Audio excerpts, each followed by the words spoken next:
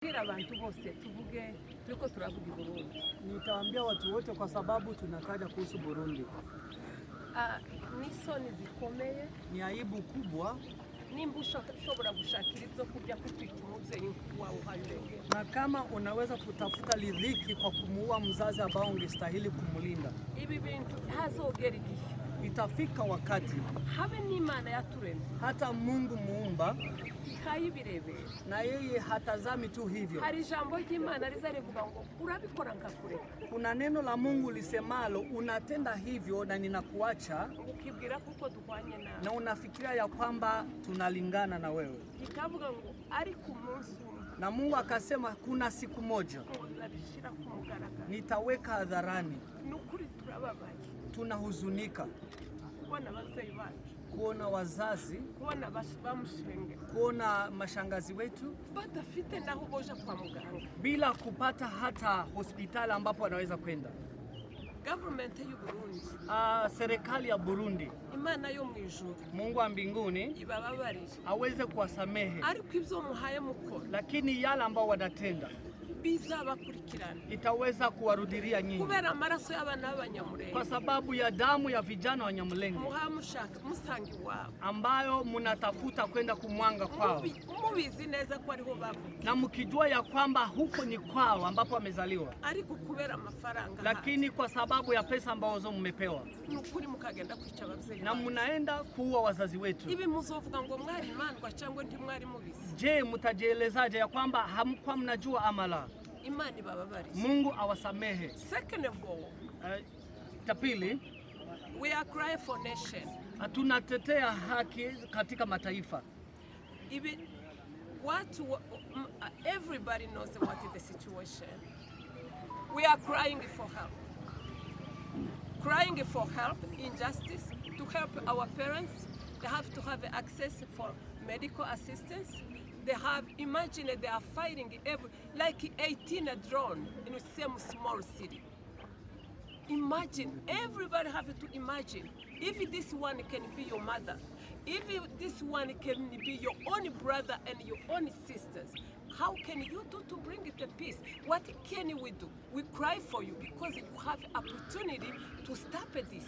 If you don't stop this, you are not thinking about a human being, because a human is a human like yourself. We are crying for children, young boy who have a pattern like your own. Why you want other boys, just people to be killed for no reason? Today you say we come to remember the hero. Our hero we come to remember today is somebody who took an action. He was working in government, but because his own people, his parents was being killed, his car was taken away, his house was burnt, he come, he take an action. That's why we come to remember here, and he gave his life for his own people. Is not one, is many, but that one he was stepping out to take an action. United Nations, we want you to take an action. God bless you for your understanding. I believe you understand. If you don't, just don't ignore like how you do every single day. Asante sana wanahabari. Kwa majina naitwa Steve. Mimi ni mchungaji na tuko hapa kwa ajili ya kumbukumbu na kukumbuka wapendwa wenzetu ambao walifariki na hawajafariki kifo cha kawaida, waliuliwa. Wengine walichomwa kwa manyumba, na wengine ni watoto wadogo, wengine ni wamama, na kwetu kulishambuliwa kabisa. Tulikuwa na vijiji vingi. Sasa hivi tumebaki na kijiji kimoja, mahali tu panaitwa Minembwe Center. Wengine kuliharibiwa kabisa, kulishambuliwa, manyumba zilichomwa, ngombe, mali yetu ilienda, na hata wakaaji wote walihamishwa. So by force, walikuwa forced out to leave homeland, wakaenda kuishi kama wakimbizi kwenyewe. Hapo ndio kulianza auto defense ya kudefend wenyewe, sababu mahali wanaishi camp za FARDC, jeshi la Kongo, wako hapo, lakini rebels walikuwa wanakuja wanalala kwa kampu ya army ambayo ina responsibility kama jukumu la kulinda wakaaji. lakini wakawafungulia mlango na kuja asubuhi, wanalala kwa kampu, asubuhi wanatushambulia. Hivyo ndivyo kwetu kulishambuliwa mpaka saa hii, kwingine kulisha. Lakini hiyo grupu ya auto defense ndio iliamka ikaanza kujidefend na kusaidia wazazi ndio waweze kusurvive mpaka saa hii. Kwetu hawaishi, wana survive. Wamekaa na hizo shida for long time, na serikali ikiangalia na hata ikitumia na hata ikiweza kudinayo. So process zote za genocide zilifanyika kwetu. Number one, classification ilifanyiwa. Tulibaguliwa kutokana na wengine wakaaji kama sisi ama wengine wenyeji kama sisi, na baada ya kubaguliwa wakapewa vifaa na wakafunguliwa milango ya hawa militias armies kutoka nchi tofauti, wakaja wakaishi kwetu wakiwa pamoja na vikosi vya FRDC, wakashambulia wakaaji wenyeji baraia wenye hawana hatia yoyote. Hivyo ndivyo kwetu kulishambuliwa. Alafu kukaja policeization. Wakaaji wetu wale majirani wetu na hata serikali ilichochea ilichochea raia kama sisi, ikazusha chuki na fitina, na hata walifanya symbolization. Wengine wakatuita Wanyarwanda. We are not Rwandese, we are Congolese by birth. Tangu mababu na mababu tulizaliwa huko, lakini wanaendelea kutuita Rwandese. We are not Rwandese, lakini hiyo jina inatumiwa kama symbolization. Ndiyo ule mwenye yako kwa serikali hata anatumika. Wengine waliuliwa wakakuliwa nyama, so hata kitu ya dehumanization ilifanyika huko. Mtu anakuliwa kama mnyama, na chuki na fitina zilichochewa. Wengine waliitwa like disease, wengine waliitwa microbes ndio wauliwe. Sasa hiyo ndiyo kitu ilifanyiwa kwetu kwa kabila yetu ya Wanyamulenge. Sasa tuko hapa kwa kukumbuka watu wetu, civilians, wamama, watoto na wazazi, na hata wapendwa wetu ambao walijaribu kudefend community yetu wakakufa kwa kisa hicho. Asante sana.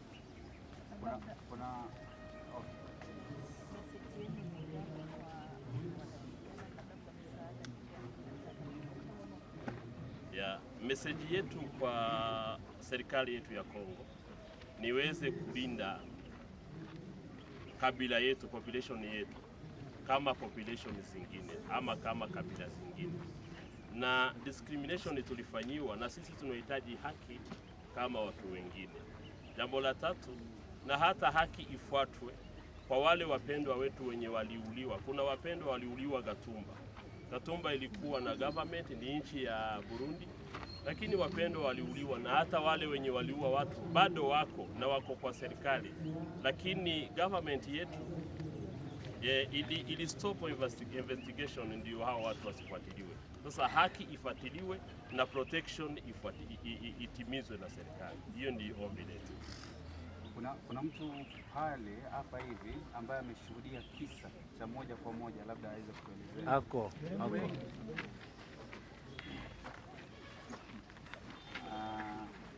Pole sana. Kuna mtu anahitaji kuset mic. Asonge kidogo tu kwenye.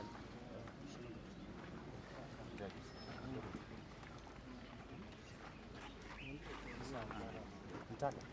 Asonge kidogo.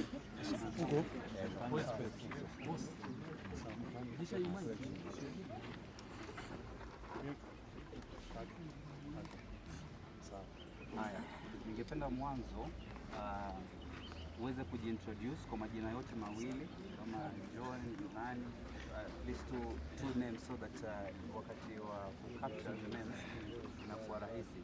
Alafu labda utuelezee kisa moja kwa moja, nini ambacho kilifanyika na kitu gani ambacho ulishuhudia katika hayo matukio.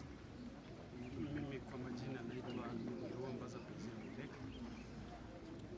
Kwa mahali tunapokumbuka wenzetu ambao wameuliwa huko nchini Kongo, kabila la Wanyamulenge, ni vita ambazo zimechukua muda mrefu, tukiuliwa kiholela bila yule ambaye anaweza kututetea, bila yule ambaye anaweza kutusikia.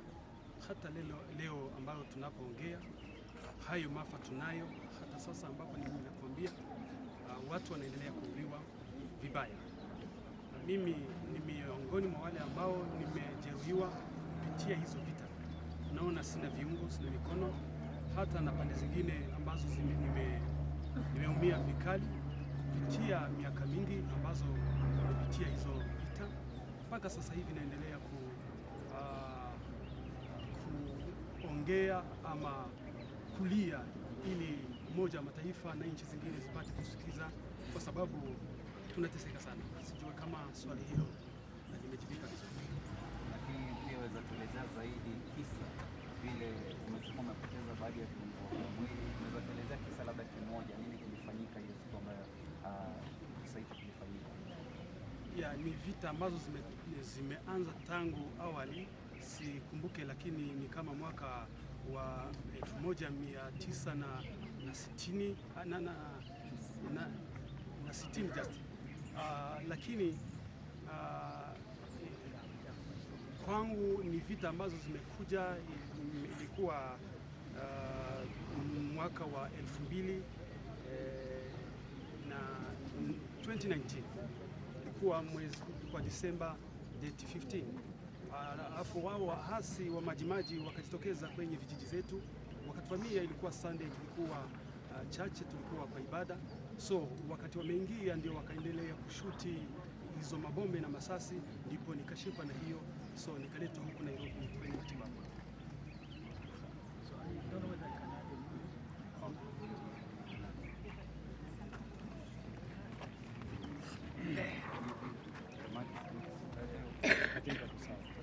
So, first of all, start the introduction. Yes, my name is Zilmo Emmanuel. I'm the youth leader. I'm here speaking on behalf of the youth. So we are here to commemorate our heroes who have fallen at the battlefield when they are fighting on behalf of our community. Now currently they have said so many things. Currently we are fighting the army of DRC, including the army of Burundi, including different militias, as they have said. They have done a coalition together, all of them. So they stood up to fight against our community since 2017 up to now. Currently, as we are speaking, the drones are doing bombardment. They are shelling the civilians in the villages. We have noticed recently some houses have been burnt by the bombs of drone. Even the hero that we have come to commemorate today has been shot by the drone. You can imagine, to the extent of sending a drone to kill somebody, a hero of our community who went there to fight so that our community who have been marginalized, discriminated, so that we may not be chased from our place. We stay in the high mountains of Minembwe, in the different places, high mountains, we stay there. In DRC, as they have said, in southern Kivu. So since that kind of war started, the general that we have come to commemorate today, he stood up. He was a colonel in the army of DRC. But when he heard about what is going on in our country, in our community, in our place, he stood up. He left the army he was serving. Then he went to stand together with the community so that he may at least call upon other kind of, so that he may call international organizational communities to come and stop the killing that was going on. Then they finally sent a drone to come and shoot him. They shot him. He was dead together with some other escorts who were surrounding him at one time. Then this man who is speaking is the witness of what happened to him. He was fighting so that he may save, he may spare our people, our community. Then his hand was chopped, you can see. He was shot, then his hand was chopped.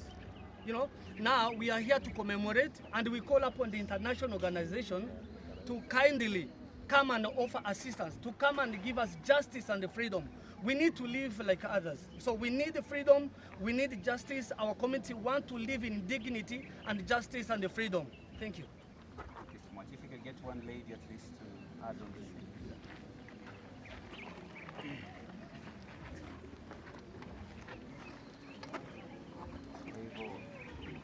Tulianza kwa majina, waitwa nani, majina yote mawili, unafanya nini, alafu mbona uko hapa siku ya leo, unaweza kusimulia pia kisa kimoja, alafu. My name is Rosa Matendo. I am a human rights activist. I'm from the US. I come from different reasons, but today is a commemoration to remember our hero who was killed. I am among the community. So, what is the end goal? What do you want to achieve? What is that specific message you want to send, maybe to the international community, human rights organizations, and basically the world at large with regards to what is happening in the eastern part of DRC? I believe most of the people they still just ignore. That's why we want to raise our voice. This is not starting for today. It has been for a long time. Myself, I am a survivor from the genocide of Banyamulenge. I used to live in Kasai. My husband was killed. I was in prison with my 7 children, including the pregnancy. Because of what? Because I was a Banyamulenge, only for the reason. And I believe whole world, the whole nation, they try just to ignore. They look aside.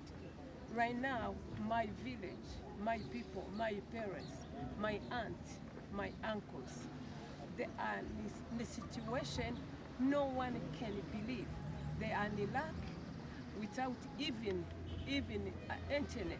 Because our own government, it try to silence, to do with nobody know it. So we are crying for help.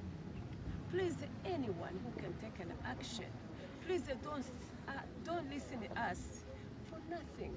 We have been cried, we did the protesting, and the whole world is looking at what? It's looking at people like they are playing a game. Please, this is not a game, this is our parents. Drone without a plane, without a pilot. Because they send a drone without a pilot, because they themselves they're scared to die. Why are you scared to die? You got to kill the parents over someone. Our life is a matter. Our life is a matter. We are human being as anyone. We are people who have a potential. Also, this is our country. Is where we come from. So, is a mistake to be a Munyamulenge? Is a sin? Is a criminal? Somebody to come, our own government, pay another government, other countries, to call to kill his own citizens. Please, the people who understand our voice, please don't ignore, don't try to look aside, because it is our own parents. This is not the history, and this is not, I'm sorry. I'm so sorry. Sometimes it hurts to see one nation try to ignore when our people are dying. People are lacked. Government is shooting our people. No one have access to hospital. No one have, we cannot even people who are wounded to take them to the hospital. It's the people who are not have any access to any life. They have no source, they cannot, what they want to do. Please, the people who are here, it's not good. And the whole nation silent. I know genocide have happening. People try to say never again. Never again. Is it a business? Can they do under business more than that? If the people want to take a minute, take it, but let us live like everybody. That's the most cry out. I hope someone can take an action. Human rights, United Nations, peacekeeper, people knew for sure, whole world. That's most important. We are crying for help as a Banyamulenge. Right now we come to remember the man who sacrificed his own life to go to help his parents. He was killed with our own government. So what can we do? So, thank you. Is there anyone with a question? Perhaps maybe there is something we have left out.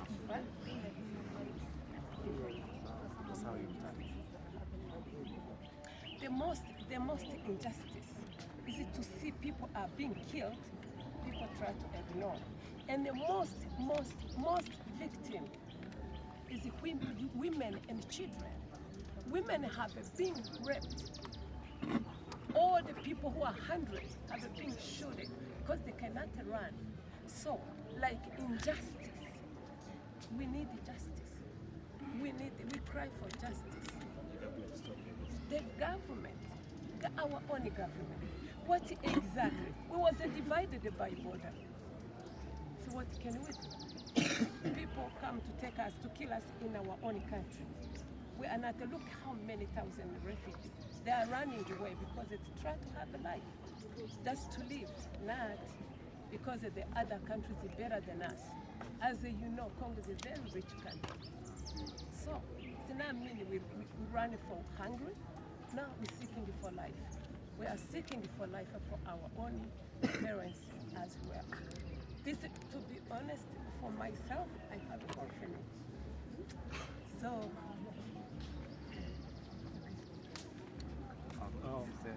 kwa majina naitwa Steven Wacha, niweze kuuliza mchungaji, mnapolia kwamba mmeteuliwa kuwa ninyi ndio mweze kuliwa kila siku wakiwatoa kwamba ninyi si Wakongomani, na government ya Kinshasa inaonyesha kwamba kati ya government kunao wenye mlenga ambao wanasafu kwa government hiyo.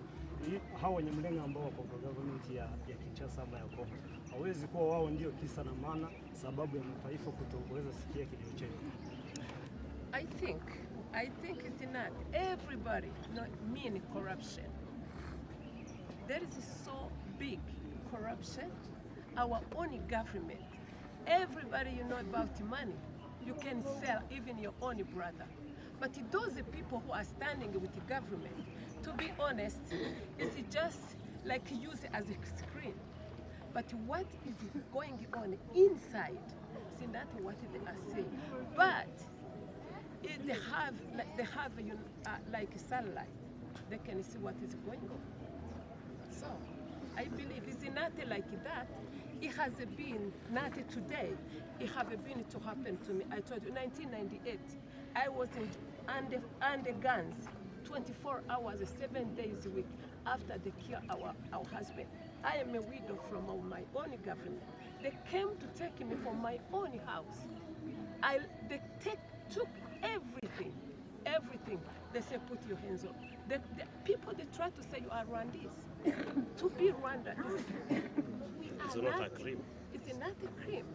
To look like how we look, they'll look at just a morphology. They say you look like Rwanda. So what? God created one. My God, we come from one person. Doesn't matter how we look like. It's not a mean we are criminal to be killed. Yeah, nitaongeza kidogo. Unajua hii genocide ambayo imefanyika kwetu ni kitu ambao imepangwa. Na imepangwa kwa sababu kuna militias groups kutoka nchi tofauti. They were hired by government. Number 2, hiyo unajua the last step of genocide, wale wamefanya genocide wana deny by destroying the evidences.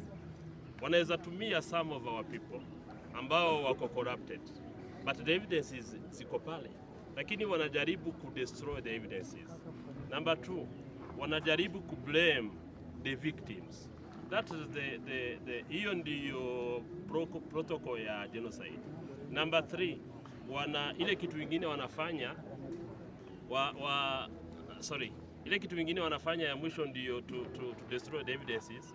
Wanataka kuchukua some of our people, wanawatumia ili kuweza kushuhudia, lakini hata sasa hivi tunaongea drones zimetumwa na serikali, zimeua hata wamama. Kuna shoshoa miaka 100 hapa 80 ameuliwa na government kwa kushutiwa malisasi. So that is the living evidences ambazo ziko kwetu. Yeah, hiyo ndiyo kitu ningejibu kwa. I have a question. When Uvira was taken away, was taken with M23, why people tell them to leave without protection, to protect the civilian?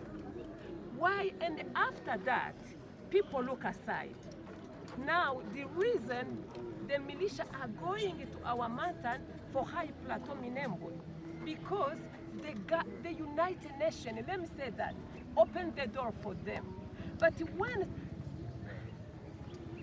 Nikiongeza kidogo sababu hawa watu wanatuua kwetu sisi Wanyamulenge ni Mai Mai ni wa Burundi, na hao watu wameletwa na serikali. They are rebels ambao wanajulikana na wanapewa mshahara na government.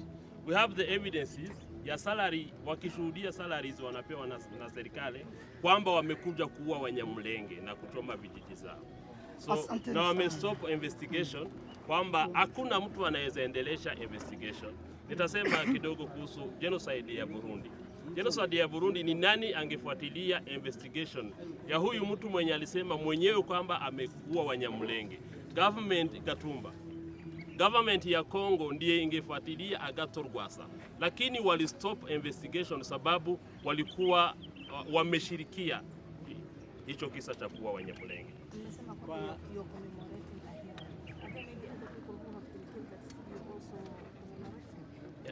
Okay. We are not only celebrating our hero, we are also remembering our victims who died. Our hero died just not because he want to come and die, but because he want to save our community. Ambao waliuliwa, serikali ikiangalia ilikuwa na majukumu ya kulinda raia, ikashindwa, ikashirikiana kuwaua, ndio sababu walikuja. That's why we are here to commemorate. Okay. Mara tena hatukuja kucommemorate kama hivi, bali tunakuja kulalamika. Tunalalamikia Umoja wa Mataifa, tunalalamikia nchi zote za Afrika. Kwa nini sisi kubaguliwa kama mbuzi? Kwa nini kuuliwa kila siku? Mara tena hawa unaowasema kwamba ni wako wa upande wetu, hao hawawezi hata kufika Minembwe. Wakifika nao watauliwa kwa sababu ya ile sura yao. Tafadhali, unajua kama mpaka leo hakuna mtu anaweza kutoka Minembwe aende nafasi nyingine. Ni wanafungiwa hapo na hakuna mtu atatoka, hakuna soko, hakuna dawa, hakuna kitu gani.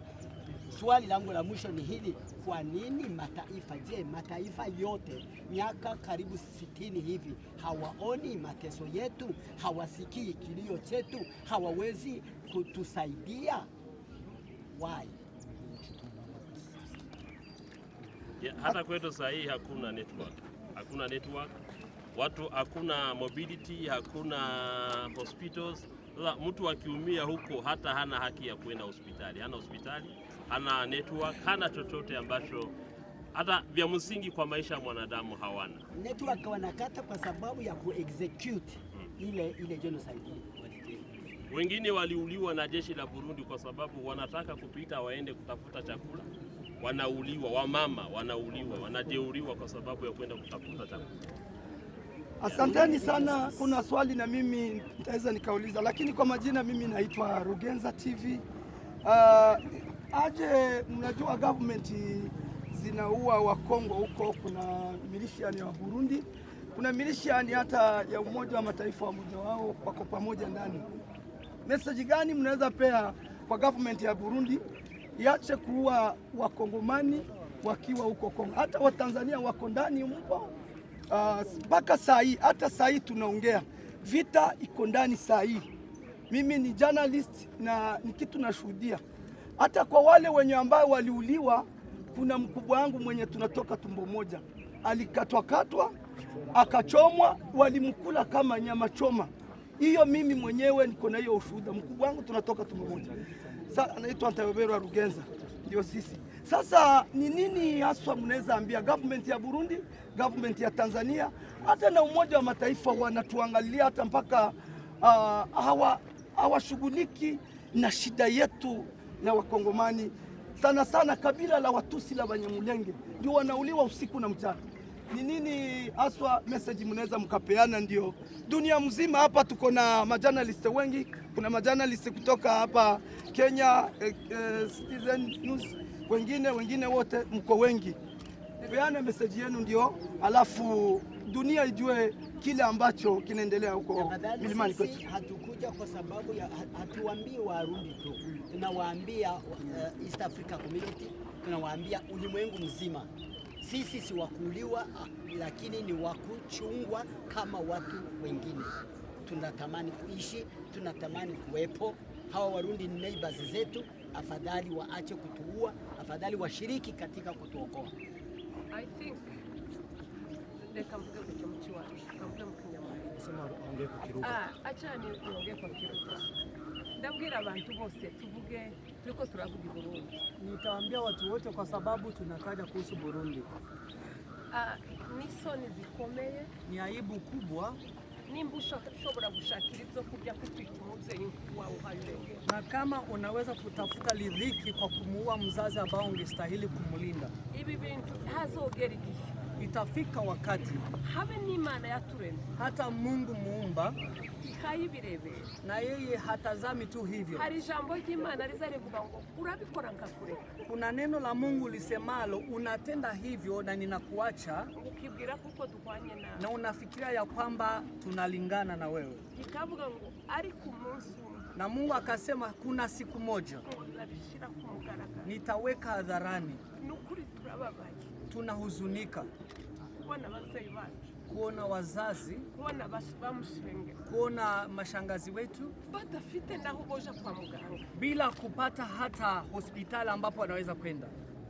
Government y'u Burundi, serikali ya Burundi, Imana yo mu ijuru, Mungu wa mbinguni ibababarire, aweze kuwasamehe, ariko ibyo muhaye mukora, lakini yale ambao wanatenda bizabakurikirana, itaweza kuwarudilia nyinyi, kubera amaraso y'abana b'Abanyamulenge, kwa sababu ya damu ya vijana wa Nyamulenge muhamushaka musangi wao, ambayo munatafuta kwenda kumwanga kwao, mubizi neza ko ariho bavuka, na mkijua ya kwamba huko ni kwao ambapo wamezaliwa, ariko kubera amafaranga, lakini kwa sababu ya pesa ambazo mmepewa, nukuri mukagenda kwica ababyeyi, na mnaenda kuua wazazi wetu. Ibi muzovuga ngo mwari imandwa cyangwa ndi mwari mubizi? Je, mtajielezaje ya kwamba hamkuwa mnajua amala?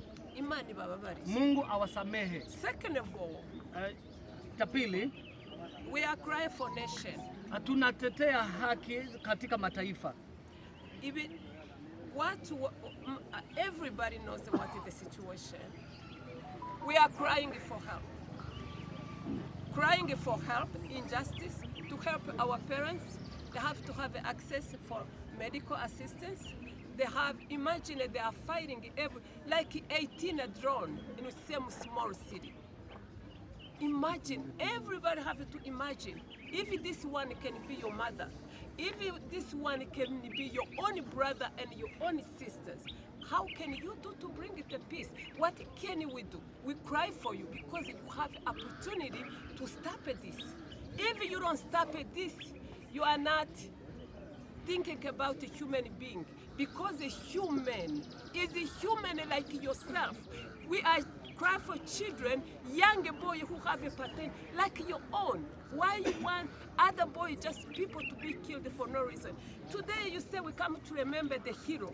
Our hero we come to remember today is somebody who took an action. He was working in government, but because his own people, his parents was being killed, his car was taken away, his house was burnt, he come, he take an action. That's why we come to remember here, and he gave his life for his own people. It's not one, it's many, but that one he was stepping out to take an action. United Nations, we want you to take an action. God bless you for your understanding. I believe you understand. If you don't, just don't ignore like how we do every single day. Asante sana.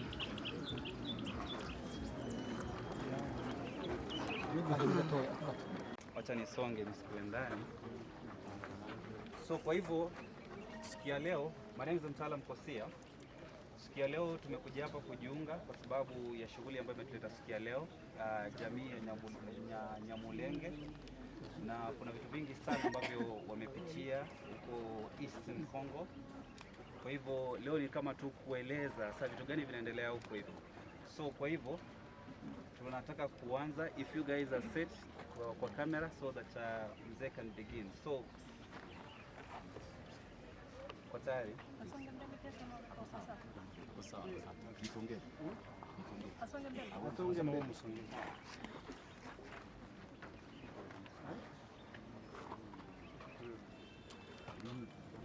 haya.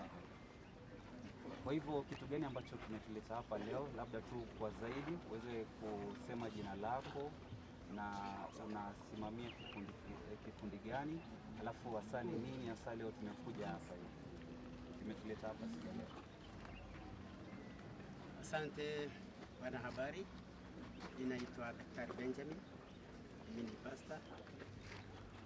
Niko hapa, mimi ni Mnyamulenge kutoka milima ya Kongo. Nimekuja hapa si kwa ajili ya sherehe, hatukuja hapa kwa sababu ya kuangaliana kwa macho, bali tunakuja kwa sababu ya huzuni au na kuonyesha shida zetu zinazodumu kwa miaka mingi. Sisi ni Wakongo kama wengine, lakini kwa miaka mingi, karibu miaka 60 sasa au 60 na zaidi, tunabaguliwa na ndugu zetu. Wao wanaitwa Wakongo kama sisi, lakini wanatubagua kufuatana na sura zetu, kufuatana na mila, kufuatana na tunavyoishi. Ndio maana vita imeanza, inakuwa miaka mingi, lakini kwa miaka hii 8 ya baadaye ndipo vita vilikuwa kali zaidi kati ya sisi kabila ndogo, alafu kwa sababu ya lugha tunayoizungumza kinyume na lugha nyingine, alafu tunabaguliwa na ndugu zetu. Ilikuwa karibu tunabaguliwa na ndugu zetu, lakini siku hizi ni government yenyewe yote, karibu yote kabisa ni kinyume nasi. Kila siku drone zinaua watu, kila siku mabomu ya kila siku mpaka leo asubuhi vita vimeendelea, na tunakuja hapa alafu kulalamikia nchi tuliko nayo, nchi za mataifa, ili ziweze kusikia haja zetu na waweze kutusaidia. Lazima tusaidiwe kama viumbe wengine, lazima tuwe na amani katika nchi yetu, lazima tuwe na amani kwa watoto wetu, wasome waendelee kama Wakongo wengine. Ndio maana tumefika hapa. Asante. Kwa hivyo unaweza sema labda ni katika maeneo gani hasa ambayo tumeshuhudia visa kama hivi ambavyo watu labda wameuawa, watu wameshambuliwa sehemu mbalimbali? Ni wapi hasa? Kongo ni kubwa, lakini kwa maeneo ya East Congo na South Congo, yani South Kivu na North Kivu, ni mahali ambapo watu wanasumbuliwa siku baada ya siku, wanauliwa siku baada ya siku. Sasa ni miaka 8 kabisa kamili, watu wakifa usiku na mchana, wengine kuuliwa, wengine inafikiwa kiwango cha kuua mtu, kuchoma na kula. It's very sad. Kwa hivyo sababu umezungumza kwamba umesema kwamba sasa ni watu gani hasa ambao wanafanya haya mashambulizi? Sababu kuna wale wanasema kwamba ni wanajeshi wa nchi fulani, ni milisha fulani. Ni hasa watu gani ambao wanafanya mashambulizi? Sababu ukiuliza, kuna mtu atasema pia kuna makundi ya Nyamulenge pia yanafanya vitu kama hivyo. Sasa ni makundi gani hasa yanafanya hivyo, na ningetaka nini hasa? Kubali au sijaelewa jinsi gani Nyamulenge anaweza wenyewe kujiua mwenyewe. Si Nyamulenge kuwa mwenyewe, yeye ndiye victim. Alafu wanaouana au vita vinakuja vinalenga tu Nyamulenge. Alafu wao Nyamulenge ni wanani? Ni watu wanaishi South Kivu tangu 1885 ndio walifika huko, lakini wanazungumzia lugha ya Kinyarwanda. Alafu tangu miaka ile, ni historia ndefu, hatuwezi kuizungumza wakati huu. Alafu walipo hata wakati wa mipaka ya Berlin, hao walikuwa hapo mpaka tangu miaka hiyo mpaka leo hawajakubaliwa kama Wakongomani wengine hasa. Halafu hiyo kabila ya Nyamulenge ndio wanabaguliwa. Ilikuwa ni ilianza ikiwa ni kabila ndogo 3-4 wale tunaokaa pamoja, halafu ilikuja ikakuwa mpaka leo government yenyewe, president rais mwenyewe ni kinyume chetu. Halafu akawaleta wa militian wa nchi wenyewe, akawaleta soldiers, akawaleta maexpert, akawaleta hata wazungu wanakuja, nao wote ni kinyume chetu, kusudi watuondoe katika mahali petu, katika territories. Nimeelewa kwamba kuna vile umeelezea, na pia tunaweza kutazama katika media tofauti, mitandao, vitu ambavyo vinaendelea. Lakini sasa kuna maswali, watu wanasema kwamba Banyamulenge pia wanasaidiwa na taifa jirani kama la Rwanda, Uganda. Unaweza semaje kuhusu swala hilo? Hiyo siwezi kukubali kwamba wanasaidiwa. Tangu mwaka wa 64 ndio vita ilianza Kongo. Rwanda haikuwepo na hayo mataifa mengine hayakuwepo. kuna ile tunaita Twirwaneho, ndio jina lao Twirwaneho, yaani tujisaidie wenyewe, auto defense, na ndio ile inafanywa. Hatusaidiwe na yoyote, nguvu zetu zinatoka kwao wenyewe, sababu wao ndio wanatoshambulia. Halafu unajua wakati unajidefend mwenyewe unatumia nguvu zako zote, halafu wanapokuja wanatoshambulia, tunapigana nao vita na silaha zao walizo nazo ndizo tunawanyang'anya, halafu na ndizo tunatumia mpaka leo. Hatuna msaada mwingine wowote. Twagira ngo dusobanure aya mafoto, hari abayareba gutya batazi vyabaye. Tunataka kueleza hizi picha. Kuna watu wanaona picha hapa lakini hawajui hizi zimetendeka aje. Wanafikiri maybe mtu ameuawa na accident, but hawa watu waliuliwa na watu wengine. Tunaanzia hapa. Huyu anaitwa General Mkunda Michel Makata. Huyu alikuwa mwanajeshi mkubwa, lakini taifa lake, kwa wake wa Nyamulenge walikumbwa na serikali wakati iliwaua mchana na usiku. Walijaribu kuambia serikali isimamishe kuua Wanyamulenge. Serikali ikafunga macho hata na masikio. Aliposikia, akasikia roho yake yameshindwa kuvumilia kufa kwa wazazi wake. Ikamubidi atoke kwa serikali aenda jiunge na raia ambao wanakufa. Tunamkumbuka, alitoa maisha yake sababu ya watu. Mtoto huyu mnaona, alikuwa ni mtoto, alikuwa anakaa kwa nyumba. Mwanajeshi wa serikali ya Kongo alipokuja akimkuta kwa nyumba, sababu mtoto ni Mnyamulenge, alipigwa masasi akajeruhiwa. Unaona jeraha yake hii ya mtoto mdogo hii. Jeshi letu la Kongo na serikali mzima ilivumilia, haikufanya utafiti investigation sababu ya huyu mtoto amekufa. Huyu mtoto ako na kosa gani? Mnaona miaka yake. Huyu mtoto anakufa sababu ni wa community ya Wanyamulenge, sababu ndio serikali inataka kuua. Hao wamama mnaona hapa ni wamama walikuwa wamepigwa masasi, wanatoka vijijini zao, wamekaa hapa. Ukiwaona wako na watoto, wako na mizigo, wamekosa mahali ya kuelekea. Mkiangalia hapa ni watoto wa miezi 2-3. Wazazi wao wamekimbia wakishutiwa mabomu, atrali wakishutiwa na drones, Sukhoi. Wazazi hawa wanalalisha watoto msituni. Mkiangalia hii ni nyumba ambayo ilikuwa watoto 6. Drones ilikuja ikawaua, iliwaua kwa hii nyumba. Unaona wazazi hao wanakuja wanasimama, hizi ni drones za serikali. Serikali ya Kongo, cha kushangaza, inaita serikali za nchi zingine kuja kuwasaidia kuua hawa wa raia ambao wanakufa sababu ya sura yao. Unaweza fikiria ni nini? Serikali ya Burundi, sasa tunaongea, president wa Burundi ndiye president wa East Africa Community, lakini amepewa jukumu la kulinda Afrika, lakini akona jeshi ni amesimamia umoja wa Afrika. Amepewa jukumu la kulinda umoja wa Afrika, lakini akona jeshi lake kwetu Minembwe, ambapo kwenye anapiga mabomu akona wanajeshi wake wanaua wananchi kama. Mkiona huyo kijana walimkuta alikuwa mchungaji wa ng'ombe, akachukuliwa na wanajeshi wa serikali, walimfunga wakamuua. Angalia kisemelana ya kushangaza, wanamuua, wanapiga picha, wanakuna. Serikali ambayo wakifika hapa kwa negotiation wanasema hakuna shida, ni shida za wachungaji na walimaji. Hizi si shida za wachungaji na walimaji, hii ni genocide ambayo inaendelea kwa hiyo nchi. Mkiona hapa, hii ni drones zingine ilipiga. Mkiona hao vijana, hawa ni vijana walikutwa wakiwa kwa kijiji yao, wakashikwa, wakafungwa, hawa wakifanywa hivyo. Mkiangalia kuna picha, mkiangalia hawa wazazi, hawa ni watu wakufa. Kuna watu wa miaka 67 walikutwa wakiwa wachungaji wa ng'ombe, walishikwa, wakafungwa hivi, walienda wakihukumiwa. Sababu gani? Hawana kosa ingine, kosa yao ni sababu ni Wanyamulenge pekee. Mkiona huyu mwenye analala hapa, huyu alichukuliwa hivi, alikuwa ni mwanajeshi. Alichukuliwa wakamvalisha mguu ya gari, wakamchoma.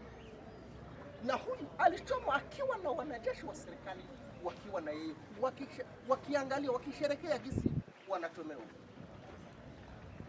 Mkiona huyu mzazi mwenye papa, imagine kama huyu mzazi, huyu ni wa miaka 100 na zaidi, akifuatwa na drones, akifuatwa na jeshi la serikali.